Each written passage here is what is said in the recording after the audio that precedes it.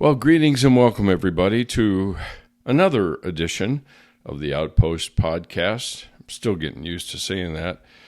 I'm Dr. Ray Mitz, your host, and so if you have never joined us before, if you've never seen the video podcast, the setting may look a little different because I decided not only to be more comfortable, but also to change the view a little bit and talk from I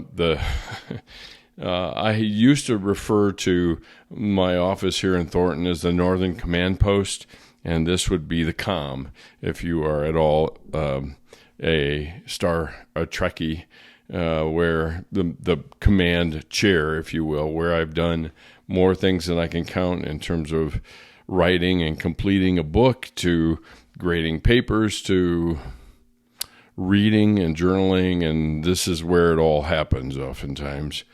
So welcome. You're listening to the Outpost Podcast. It explores the intersection of faith, spiritual formation, and psychology.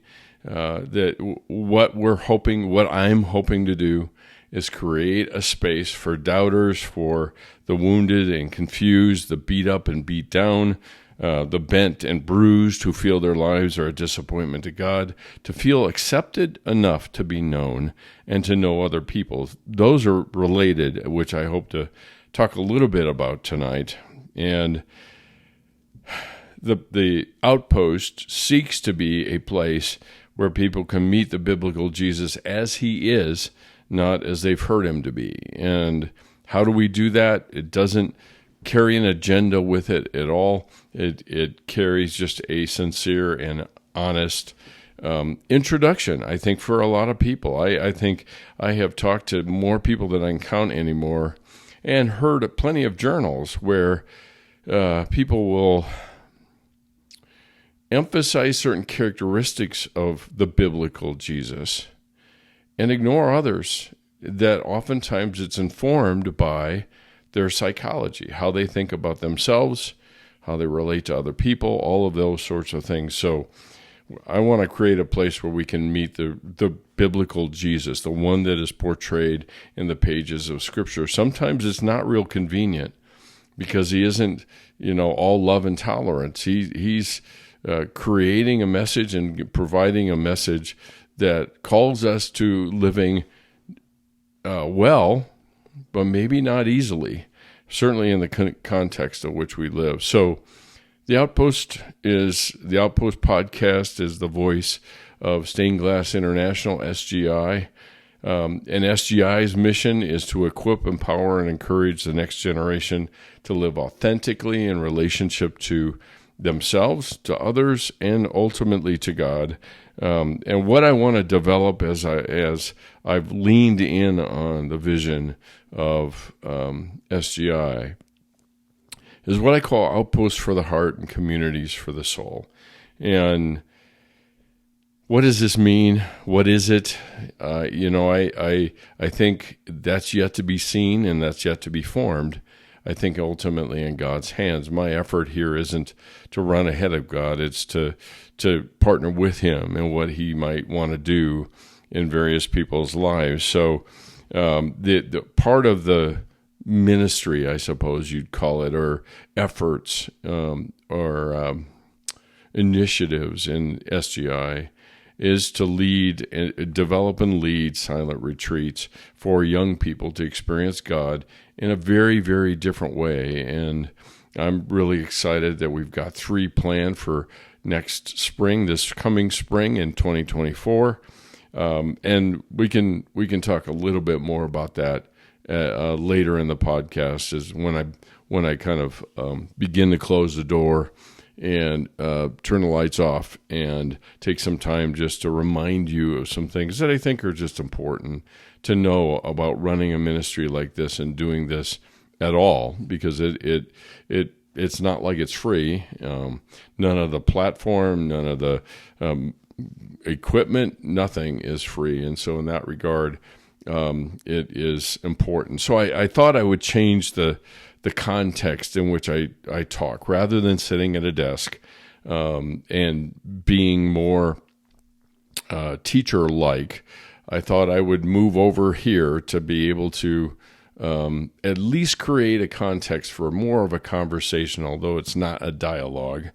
I'm providing the foundation perhaps for people to ask questions and whatever it is that I'm actually talking about. And so if you are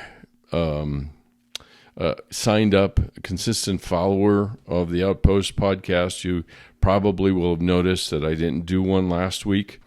And actually, that is very much tied into the topic I want to talk about tonight, because what I want to talk about is grace. And the problem is the minute I bring that up, probably every Christ follower listening to me believes they know what that is. And the one assertion I would make right out of the gate here is that oftentimes we engage God with grace or with the topic of grace or whatever that is, and there's enough grace to save us, but we don't have a clue how to live with grace. And that doesn't mean just being nice to people. And there's a lot of distortions in there that can easily be explored, probably in ways that people just don't. But what I want to start with, at least, is to take some time to look at grace in the context of relationships. And the title, of course, for this podcast was Grace or Power. And power is the offset. Is it easier? Absolutely. I think that can be seen in the context of how we deal with ourselves versus how we deal with others. I think generally we would all agree that we are far more ruthless. We would never treat our friends like we treat ourselves. And the thing I think, I don't know that I'd confirm it, but I think for sure I would say it in the people that I have talked to, is that grace makes them uncomfortable. While they love to pontificate and theologize about it, it scares them because, for one major reason, they lose power. We live in a world that is driven by power. And you could substitute another term in there, and that would be control. And so I think we have to contend with the fact that we talk a great game about transformation, but we suck in terms of life when it comes to transformation, because ultimately transformation is really built on something fundamentally that we value but we don't use. And the reason I say that is that transformation takes time, which again, we are all very impatient. We want what we want when we want it right now. And trust, which is another issue. I don't think I know a single person I've ever talked to over 40 years of sitting in chairs like this talking to people where they don't say that I have a hard time trusting people. And it's not just people. Really, it's not. It's trusting God. And that's hard to admit, because we think good Christians don't say that they don't trust God. I mean, the wild irony of all of that is that there are lots of places in Scripture, people that we would revere, okay? And I don't know that this person comes straight to mind for everybody. But the prophet Jeremiah, if you want a real and raw assessment of his relationship with God, who called him into ministry and said, I know the plans I have for you for well-being and a great life, for a lack of a better way to put it. And he goes back to God and says, you have become like a dried up brook, and I feel abandoned. I feel you're not trustworthy at all. And there are countless other places throughout Scripture that the people that we hold up as saintly as having clay feet. And they struggled with this trusting God thing just like we do today, except we put a blanket of shame over it to say, well, that's not what a good Christian would do. And that's where the problem comes in. So transformation takes time, it takes trust, and ultimately it takes freedom. And that's a bigger issue than I think any of us consider. Because if I give myself and take the freedom that is rightfully mine, I feel guilty. I feel guilty. So there's that part of it that goes into it. The other part of it is what do we settle for? I mean, if we say that we want transformation, but we live a life in such a way that it looks like transformation but isn't, then what is that? And I would suggest that it is reformation instead. And reformation, different than transformation, reformation takes personal effort, it takes precision, you might even put in perfection, and it takes some way to measure it in some way. I have to measure, I have to be able to know where I'm at in my efforts to reform, which is really what that's all about. And I'll settle for reformation rather than engaging in the trust that's required for transformation. Now, I'll put it in a bigger context, real briefly. I don't want to overstay my welcome with talking with the podcast, but in Romans 12:1, Paul talks about don't conform to this world, but be transformed by the renewing of your mind. Now, every Christian I know probably knows that verse backwards and forwards. The interesting thing about it is that Paul leaves out a step that we insert, and that's reformation, because it goes from being conformed, conformation. I mean, in dogs, we talk about conformation, and it's because do they conform to the standards of their breed? And he takes us from conformation to transformation, which is a quantum leap, literally a quantum leap from one to the other. Conformation literally means to be pressed into the standards that are around us. Because he said, don't be conformed to this world, but be transformed. So he jumps to transformation. And like I said, I think what we've done is we go from confirmation to reformation to transformation. And we choose reformation because it's objective. We can see it. We can measure it. We can be precise in what we do. We can accomplish it through a lot of personal effort. Now, don't get me wrong. I'm not implying or even remotely implying that personal effort isn't part of transformation. Oh, it is. It is. But it is not connected to the ultimate outcome, because the outcome is God's alone, and He's the one that works that in us. So when you think of the word transform, it has a preface that we are all, a preface that we are all familiar with. Trans. I mean, that's kicked around in our culture all the time today, right? It's become the shortened version of transgender or transportation or transcendence. And they all include a sense of movement from one thing to another. You might even say a journey from one thing to another. So the word transformation, just as a side note, in Greek is literally where we get the word metamorphosis, to change from one thing to another, literally. And that's what transformation is, but it requires trust in somebody to accomplish that in us, not something we accomplish ourselves. So transformation requires trust, it requires time, and it requires freedom. And freedom is the thing that we struggle with the most. I think, quite honestly, we would rather be constrained and limited than accept the freedom that's rightfully ours. You know why?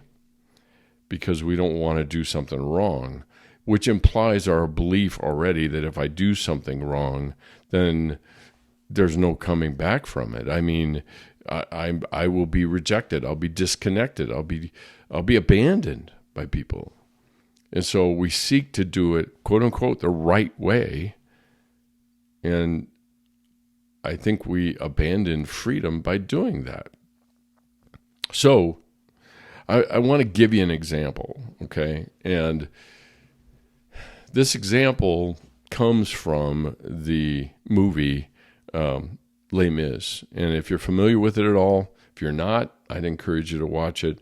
I wouldn't impose the book on anybody. It's an 800-page tome. Probably better off watching the movie. And there are 3 different scenes in that movie that I portray when I talk about this. And the first scene is when Jean Valjean is released from prison, but he has to carry around with him a piece of paper that says he's a convicted criminal. So he carries that around.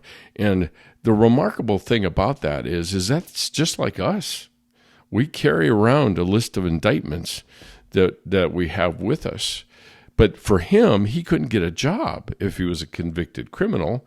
So he was doomed to a life of poverty and isolation and just stealing and even more criminal activity, which to some degree is true for even people that have left prison, and trying to get into regular life is very difficult. So the very first scene is him finding solace in the doorway of a church, and a priest lets him in, feeds him, gives him a place to sleep, finally in security and safety. And he basically gets up in the middle of the night and steals all the silver from the church. And in doing so, he runs out into the street and takes off. He's picked up by the police, the gendarmes. They bring him back to the priest, and the priest says, he says correctly, he said, because he tells the police, well, the priest gave this to me. And the priest says he spoke correctly. As a matter of fact, you left something else here, which was a pair of solid silver candlesticks. And he said, you left these, so take these with you as well and go in peace. And essentially what the priest says to him is, I purchased your soul for God by silver. And that has such biblical connotations when you think about what did it take to betray Jesus was 30 pieces of silver. So the movie proceeds. Jean Valjean melts into the background, becomes a mayor of a city, is doing good for a lot of people. And eventually he's found out and hunted down by an inspector by the name of Javert. And Javert follows him everywhere, begins to track him down, and finally finds him in trying to protect his daughter, who he adopts. Another story. Her daughter's love interest is her boyfriend. They haven't spent any time together, but they're madly in love with one another. And he decides to go to the barricade where the boy has aligned with the rebels to the French, and they're part of the bigger picture of the French Revolution.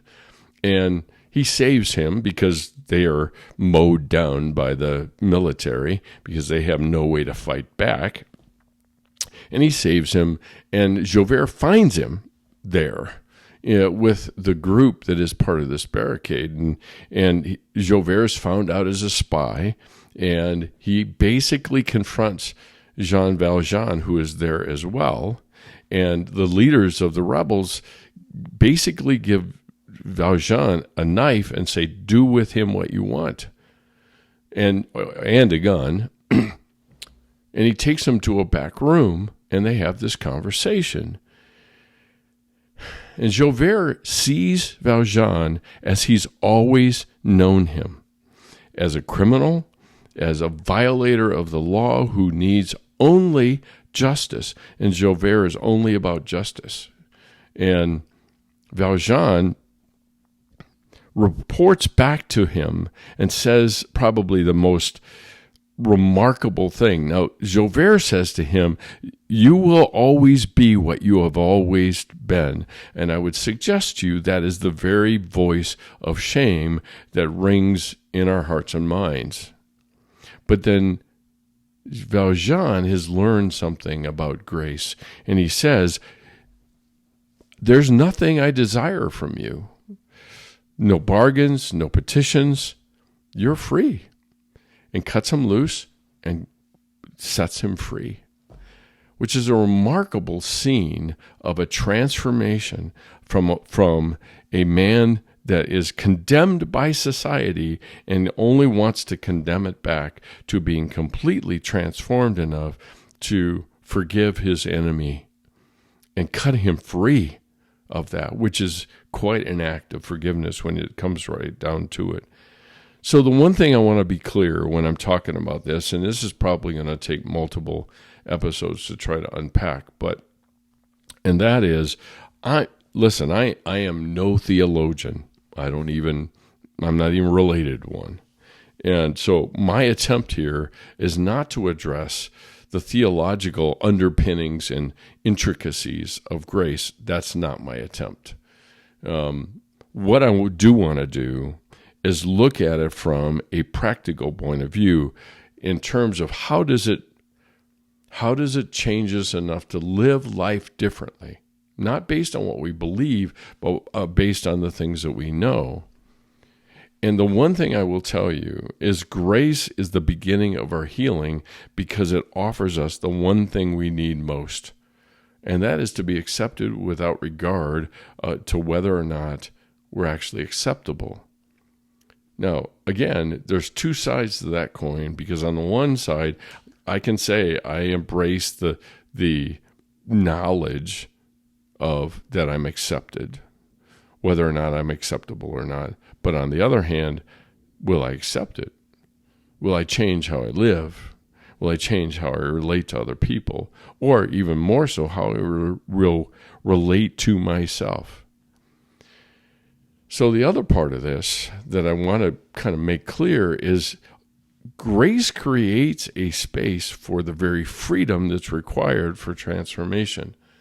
It creates a space for freedom because it accepts the limits that we all live with. Now, remember, when I say the word accepts, it's not like condoning or, condemning the person to the point that they'll never change, or I'm giving them a pass, or anything like that. That's not grace. I'll just be really direct about that. And grace also creates this space where I could actually learn a new response. Now, again, I have to accept it to risk learning a new response, but ultimately it creates this space for me to try something new, to do something fundamentally different.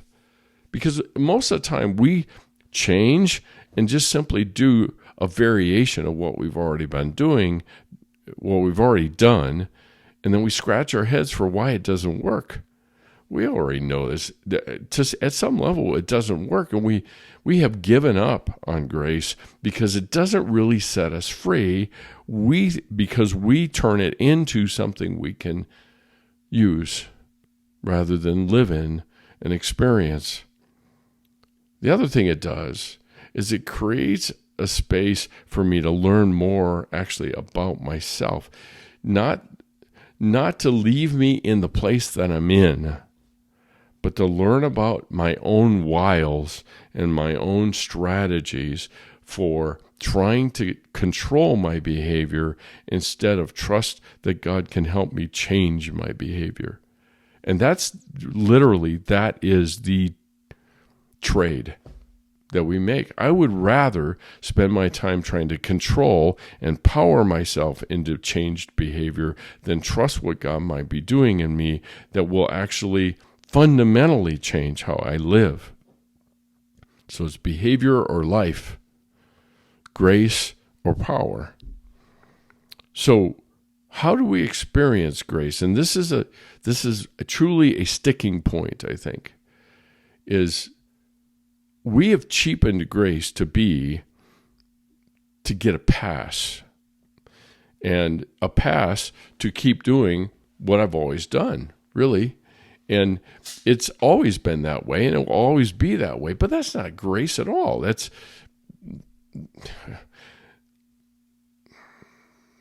giving somebody permission to continue on in self-destructive behavior is really what it comes down to.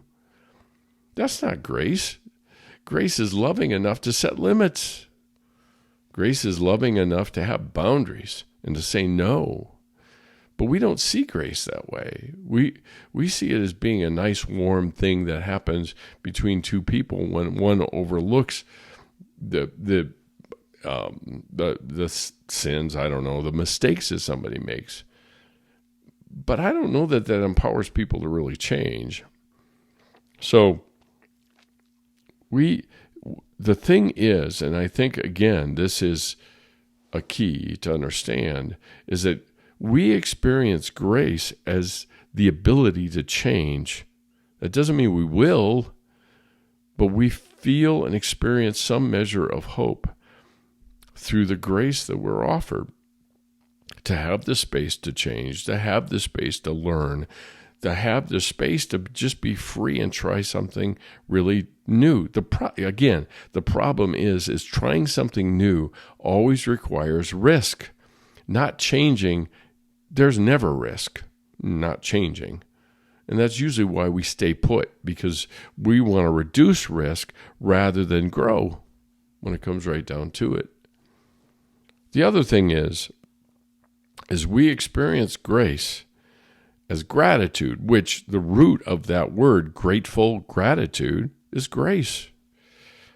And it gives us a sense of how much of our lives are a gift. And they are born from the gracious, lavish generosity of God. And so, how do we experience it? We experience it as hope to change. We experience it as gratitude and seeing life as the gift that it is. And that doesn't mean it has to be syrupy rainbows and unicorns about life. Because there's a really gritty, bloody part of life that we live in all the time. That's exactly what I was living in last week. And I got overwhelmed by the tsunami of emotions and things that came up that there was no grace in. None. It was all, no, let me put a qualifier on this when I say it. Because when I say it, it's not to engender pity, but it is to be clear about where I was, and that was the shame to think it's because I'm part of this that this thing isn't working. That's one of the deepest, most powerful demons I have that I fight in even creating a ministry like this. It took a lot to get me here. Kicking and screaming, I might add. And so the whole idea of trying to do something like this is the hope for change is hard to embrace because hope requires risk. The risk that it may not work. And so there's also the part about that grace creates a space for growth. And the reason I say that is just look at, I'm teaching a new class this semester. It's on lifespan development. And one of the things that I point out to the students there is that children grow up knowing nothing but grace. it isn't until later that they begin to compute that something is lacking in that in terms of how people interact with them. And there are some things that are good, and there are some things that are bad. And if it's bad, you hide it. And if it's good, you accentuate it. And so grace encourages us to take the risk to try something new. It allows us the space to make mistakes.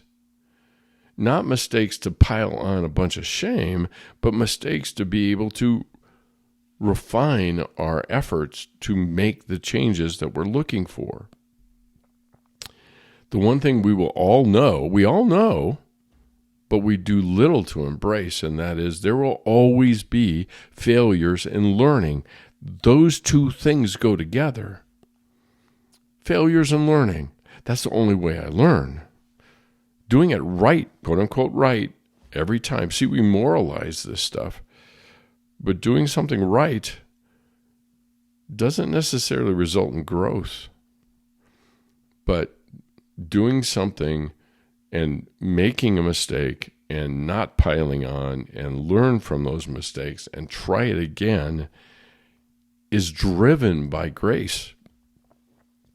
And so the other thing I'll mention is the connection between grace and forgiveness. And forgiveness is a really touchy subject in Christians, even though it is the center, it's the cornerstone of our faith. Because forgiveness is required because we expect weakness and limits in each other. That's not a condemnation. That's just a recognition of it. So we understand the level of our own forgiveness. We oftentimes can't, understand the level of our own forgiveness because we always add shame to it. There's something fundamentally wrong, rather than forgiveness setting me free to do something different. And so grace helps us to realize that it's us giving away what we can't possibly afford to give others who can't possibly repay. They can't possibly repay. And that's the rub, I think, is we are so embedded in our transactional thinking that we find it difficult, I think, to think outside of transactions or trades. So if I forgive, then you should repent, or you should say you're sorry, but that wouldn't be forgiveness, really. And that is a bigger topic to talk about at a later point in time. Some of all the distortions that have cropped up around forgiveness. Henry Nouwen literally defined forgiveness as love practiced among people who love poorly. And that's an acceptance of our limitations and our shortcomings and our mistakes and everything else that goes with it. So the last thing I'll mention, and then I'll call it a night, is the idea of grace and self-acceptance. Now, in a lot of Christians' mind, self-acceptance means condoning behavior and settling for mediocrity. And that's not what we're talking about when we talk about self-acceptance, because it accepts the reality of who I am with the limits I have and the things that I struggle with, not as an excuse, but as a base to change. And so, in order to accept a gift, I have to accept that I am being given a gift. And that gift communicates my worth. Now, it's not tied only to the gift, but it communicates my worth. And that's part of what grace does for us. So, self-acceptance, my willingness to offer myself grace, makes it possible for me to be offered grace. You see, so I can insulate myself from the grace that people might offer me if I am so covered in shame that I have concluded that I don't deserve it. Now, you could say, emphasizing truth, and which would be an inappropriate use of truth at that point in time, is of course you don't deserve it. But that's not the point. It's not really about that at all. So this issue of grace in Christianity is presumed to be well known when in fact it is really not lived.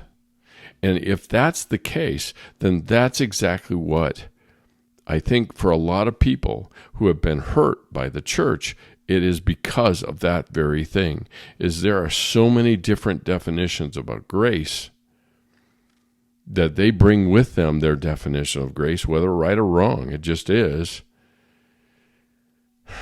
And a lot of Christians, myself included, don't live up to that standard because we don't know what it is. But we don't even live up to the standard that I'm talking about here, having a deep understanding, not a theological understanding. Just realize something. Understanding is not a solidification of knowledge alone, okay? Jesus told a parable, and he said, if you hear it and you understand it, and that doesn't mean an intellectual cognitive assent to what he just finished saying. In the actual original language, understand means to fit together, to make sense of it and to fit it into the fabric of my life. And we see understanding as not only the acceptance of knowledge and information, but also the curation of knowledge and information. And then it's, there I got it. But then it's completely disconnected from living an experience. And knowledge can't be divorced from experience.